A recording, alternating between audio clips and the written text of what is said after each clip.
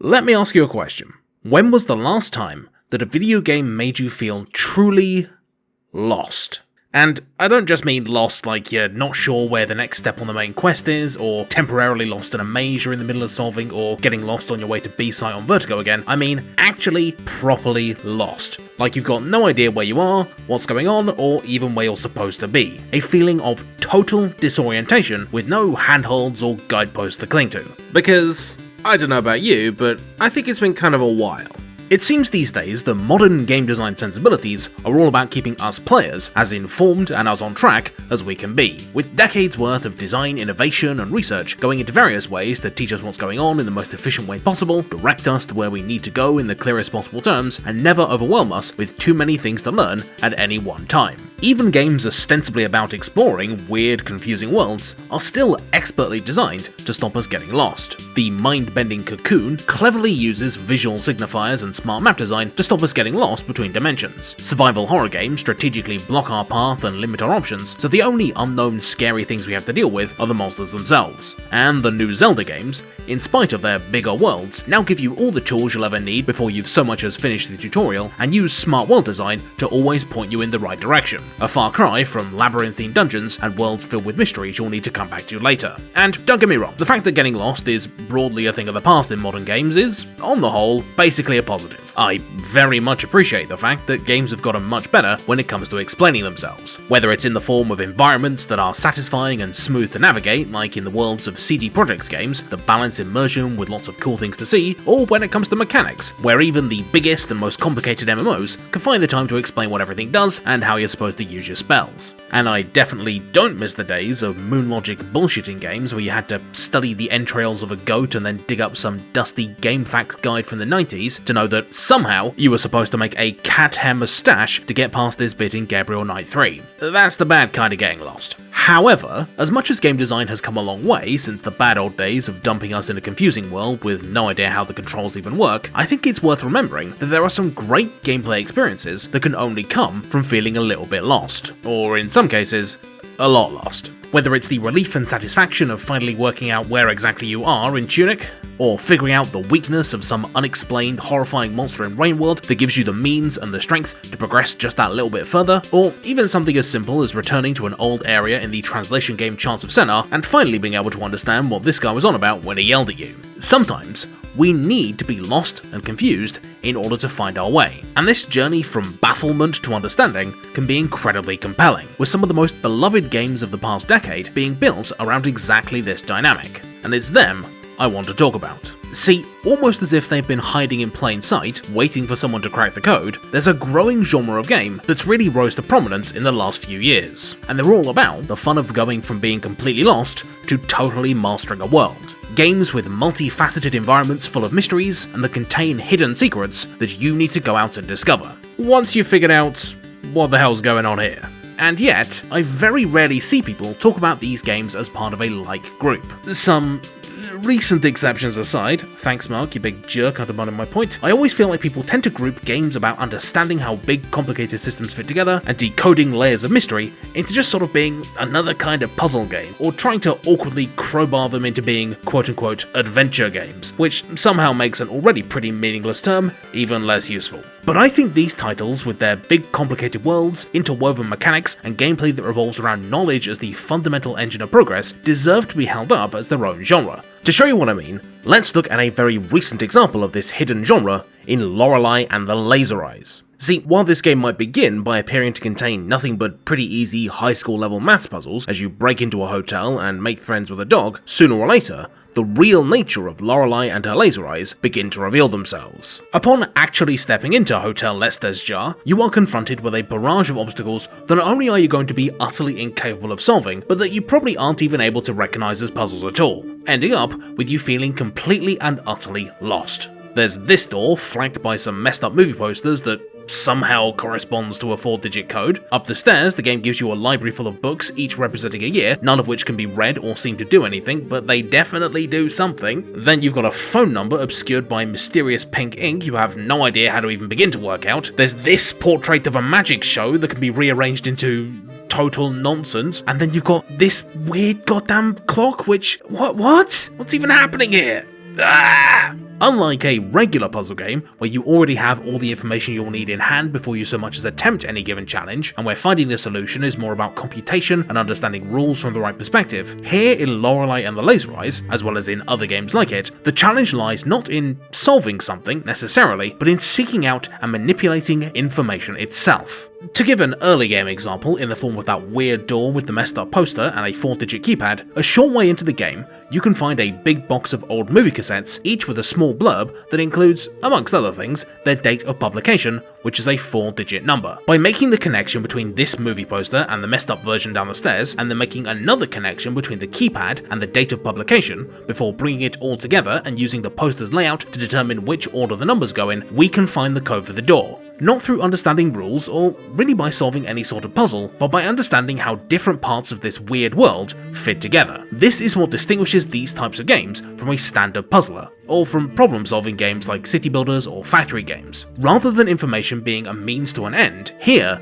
information is both a tool and the objective. It's both how you progress and the reward for progression, and that creates a very different feeling experience, despite some cosmetic similarities with other genres. Now, as a small aside, I've done some thinking about what to call this genre, and as much as I like the suggestion of mystery games or exploration games, I don't think they're quite specific enough to really nail down what this genre is all about. Puzzle box games would be a good idea, were it not for the fact that I'm trying to distinguish these from puzzle games, and if I find the people who suggested these information-based games to be called Metroid Brainias in real life, I'm gonna spit in their faces, because that's a silly name that doesn't make sense for reasons that I will leave dangling as an intriguing mystery for you to figure out. I think for ease though, I'm gonna go with calling these games discovery games, because their primary gameplay loop is all about discovering and applying new information, and the fun of discovering new things to play with and new layers of the game world is the primary source of enjoyment.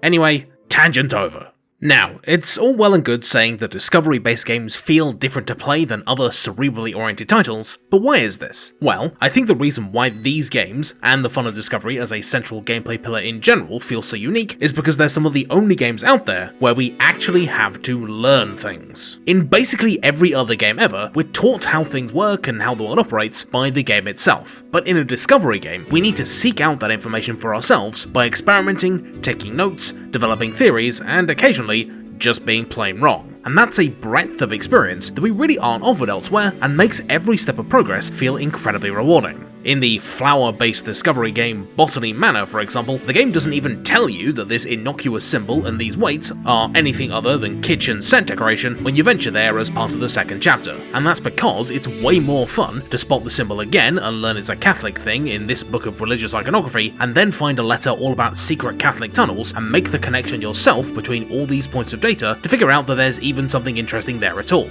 Sure, the game could have cordoned the area off with puzzle tape until it was time, but that would have spoiled the fun of figuring these things out for yourself, and would make finding the hidden code to open the door much less enticing. This much more freeform, exploratory approach to progression is key to the appeal of discovery games, and all the best ones give us players space to mess around with stuff and toy with concepts even before we've really understood them. If these games simply handed out information only when it was relevant, then the discovery wouldn't really mean anything, but by instead teasing players with concepts they don't fully understand yet, and letting them make notes and test theories in the meantime, we get to take satisfaction in measuring our progress by how much we've learned when we do eventually find out the answers. To this end, many of the best discovery games embrace the importance of simply letting the player fail, get lost, and be wrong, as without the unknown, there will be nothing to discover. Look at the very fun discovery-based visual novel Overboard, which sees you trying to cover up your husband's murder before you're found out. Now, your first few runs are invariably going to go terribly because there's information, characters, and timing elements that you simply won't know until you find out that, oh shit, I left an earring at the scene of the crime, damn, now my hastily spun web of lies has completely collapsed, game over. But rather than being a point of failure, or the game barring your way until you, say, figure out you can get the captain's key by seducing him, each scuffed attempt gives you a little bit more insight into how the clockwork system of the game plays out and how your actions cause it to react, allowing for this much more organic learning process as you figure out who's out to get you, who you can pin the blame on, and how to kill literally everyone on board, in a way that will be infinitely less rewarding in a game with arbitrary checkpoints and a much more linear relationship with information. The language-based discovery games Heaven's Vault and Chants of Senna are also great at this. Right from the beginning with these games, you have to straight up guess what crucial information you're being given actually means, and the only way to find out for sure is to head out into the world, do some research, and prove your assumptions wrong. In Heaven's Vault, you don't find out whether your educated guesses you made in the second ever translation are correct until at least halfway through the game. Did the Empress bury robots, or did she banish rebels, or some other combination of those words? And whichever ones you ended up picking will drastically shape your interpretation of the story revelations to come, right or wrong. Equally, in Chants of Sennar, I ended up getting completely mixed up as to the definition of this word right here. I assumed, wrongly, that it meant no or forbidden, and rather than correcting me or halting my progress until I got it right, I was free to progress trying to fit the story of the game around my incorrect assumption. And it wasn't until I played this minigame that I realised that I was supposed to be hitting the thing that I marked forbidden, and that this word actually referred to this society's slave underclass that I'd completely missed, who were, perhaps fittingly, called idiots. And whilst, yes, I did feel pretty stupid, eventually making this connection felt great because it allowed me to finally fit the one together in a way that made sense. Discovery games can't leave players completely in the dark though. As integral to the experience as getting lost is, and as fun as finding your way can be, if players get completely overwhelmed and give up, or never discover the information they're supposed to, then that all-important arc will never conclude. This is the reason why even, say, Rainworld, which gives the player legendarily little information to go on, makes sure to still teach us all the basic controls, the eating and sleeping mechanics, as well as to follow this little yellow guy. Pieces of information that will serve as a bit of a life raft in the chaos of your first few hours. Also, Void Stranger, an excellent soccer band style discovery game, elegantly clues players into some of its deeper mysteries and helps them out at the same time by providing an infinite lives mode for them the first time they die, giving new players room to experiment as they start out, but also getting them to wonder how they can get rid of their voided status and what would happen if they got all the way through the game without the crutch of infinite lives, setting them on the path to discovering Void Stranger's real mysteries. When a discovery game doesn't arm you with the correct information, or makes some critical piece of knowledge too hard to find, then not only are you locked out of that one reveal, but also all the informational scaffolding that builds from it. I wasted a bunch of time in Lorelei and the Laser Eyes by simply never knowing that you could turn the page on the book that tells you how to solve these puzzles, which give you pieces of the map. So I played 80% of the game wandering around blindly, wishing that the developers let me see where I was going, and missing a bunch of crucial puzzles in the meantime. Equally, in Tunic, when I missed how to level up your skills, I ended up making the first proper boss fight way harder than it should have been. But I didn't realise right away because I thought Tunic was supposed to be Dark Souls levels of difficult. Turns out it wasn't, and I was just dumb.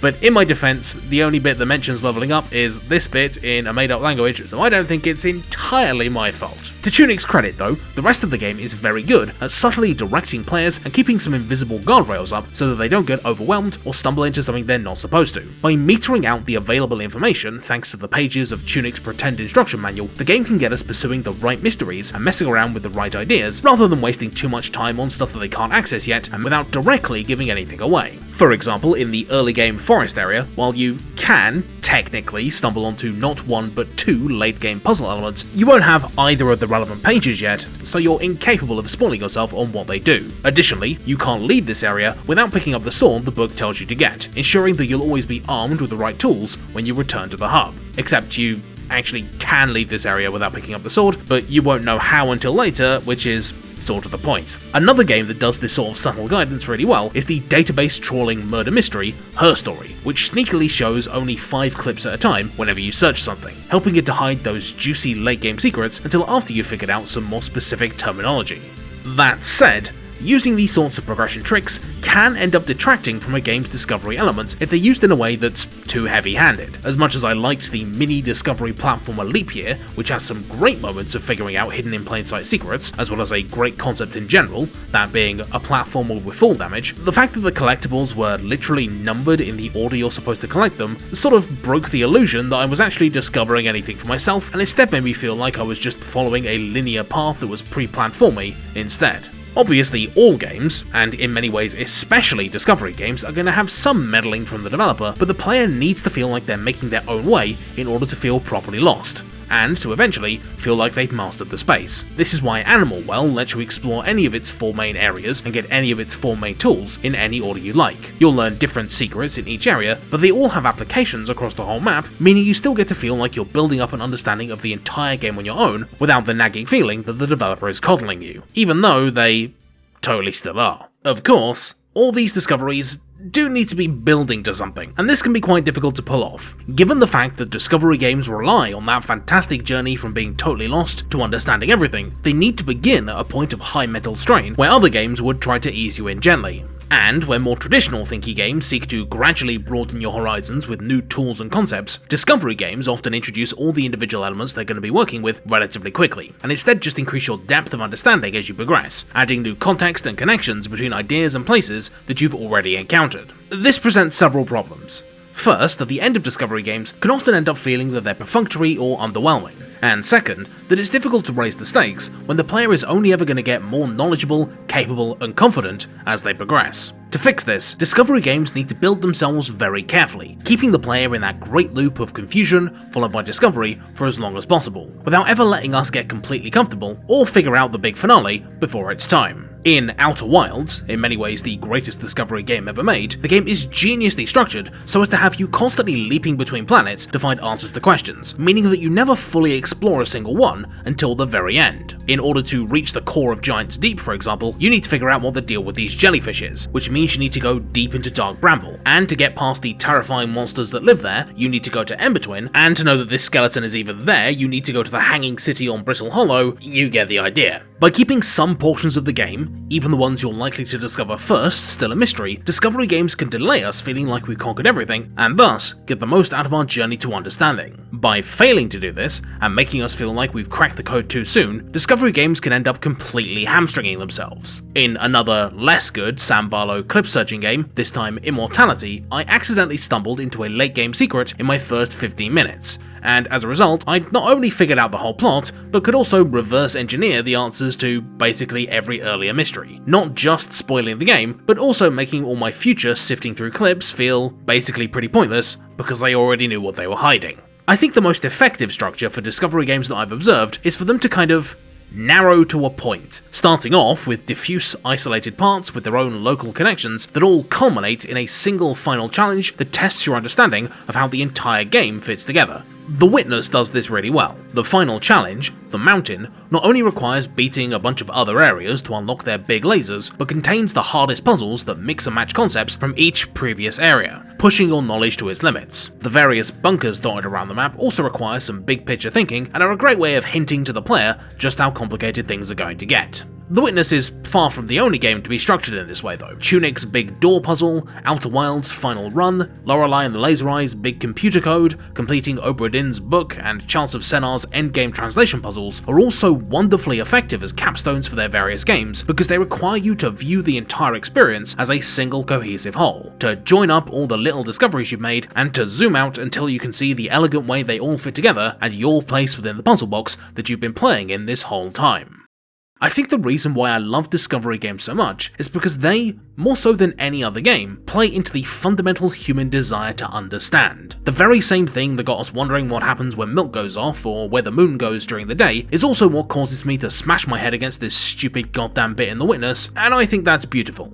So many games never truly allow us to immerse ourselves in their inner workings in the way that discovery games do, always holding us at arm's length and never letting us see behind the curtain of their magic tricks, and as a result, they can never summon that almost obsessive need to decipher a game's most well-hidden mysteries that discovery games can so reliably. There's barely any actual incentive to tackle the post-game challenges of the likes of Fez, Tunic, or Animal Well, but we do it, or at least attempt it, because we're driven not by any external reward that's going to be handed to us by the game, but by an intrinsic need to understand how they work. We're so compelled to complete our mental picture of these games, to understand everything there is to understand, that we'll even go so far as to learn entire fake languages just to make those last few connections. And far from just being a showcase of great design, it highlights the principle that guides the very best of discovery games, and that is that there is always more to know, always more connections to make, more lost things to find. And if you're anything like me, and if you've been paying attention, you might also have realised that this fundamental kind of play,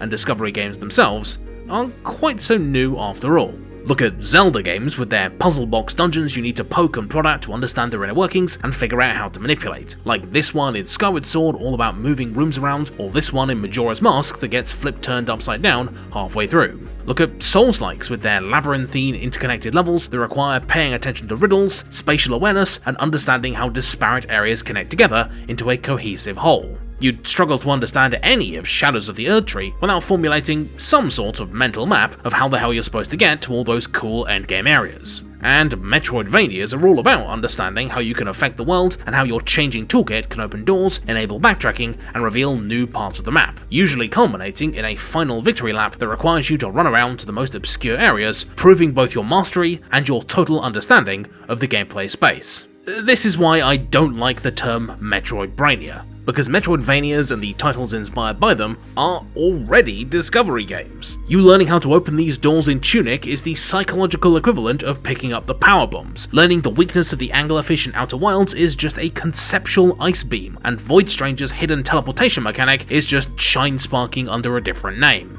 They all require discovering new things, incorporating new information, and working all of that into a wider understanding of your relationship with the world. It doesn't matter whether those discoveries are a physical item or a piece of knowledge, the effect on how we play and the fun of finding out how they work is the same.